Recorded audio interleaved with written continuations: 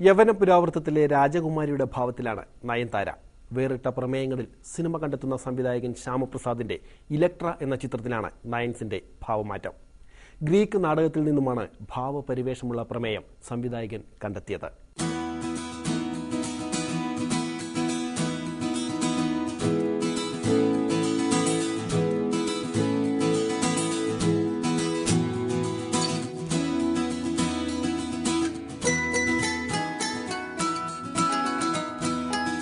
വികാരങ്ങൾക്ക് പ്രാധാന്യം നൽകിയൊരുക്കുന്ന ശ്യാമപ്രസാദിന്റെ പുതിയ ചിത്രമാണ് ഇലക്ട്ര.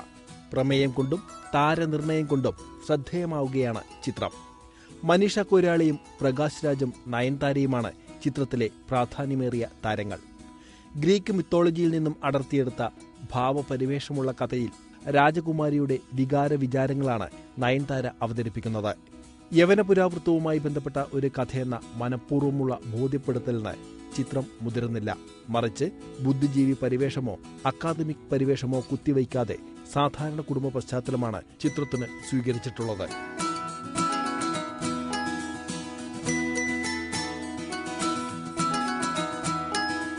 അച്ഛനും അമ്മയും മകളും അടങ്ങുന്ന അതിപുരാതന പാരമ്പര്യത്തിന്റെ സമൃദ്ധിയുമായി കഴിയുന്ന എബ്രഹാമിന്റെ കുടുംബത്തിന്റെ സംഘർഷങ്ങളുടെ കഥയാണ് ചിത്രം പറയുക.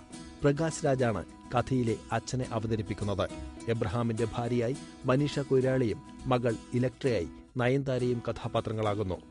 ദേശീയ തലത്തിൽ ശ്രദ്ധയാകർഷിച്ച പ്രകാശ് രാജും മനീഷ കൊയ്രാളിയും ദക്ഷിണേന്ത്യൻ സിനിമയുടെ ഗ്ലാമർ ഗേളും അഭിനയത്തിന്റെ മാറ്റുരയ്ക്കുന്നത് പ്രതീക്ഷകൾ വളർത്തുന്നു. ചിത്രത്തിന്റെ ടൈറ്റിൽ റോളിൽ നയൻതാരയെത്തുമ്പോൾ മധ്യവയസ്സിന്റെ വിഹ്വലതയും ജീവിതാസക്തിയും നിറഞ്ഞ മകളോടൊപ്പം ആകർഷണതയുള്ള മകളേക്കാൾ മാത്സര്യഭാവമുള്ള ഒരു കഥാപാത്രമാണ് മനീഷയുടേത്.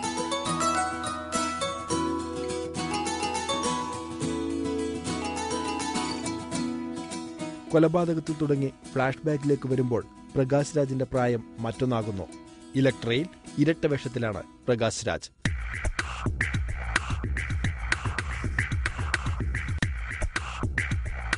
ചുരുക്കം കഥാപാത്രങ്ങളിലൂടെയാണ് ചിത്രം കഥ പറയുന്നത്. കഥയുടെ ഭൂരിഭാഗവും വീട്ടിനകത്ത് ചിത്രീകരിക്കുന്നു.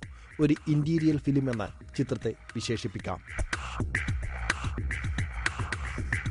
പരസ്യചിത്രങ്ങളുടെ ഛായാഗ്രാഹകൻ സനു ജോണാണ് ചിത്രത്തിന്റെ ക്യാമറ ചലിപ്പിക്കുന്നത്. ബിജു മേനോനും സ്കന്ദയും ശ്രീകുമാറും ബോംബെ മോഡൽ ദീന മോറയുമാണ് മറ്റ് താരങ്ങൾ. ചിത്രം വഞ്ചനയുടെയും പ്രതികാരത്തിന്റെയും കഥ പറയുന്നു.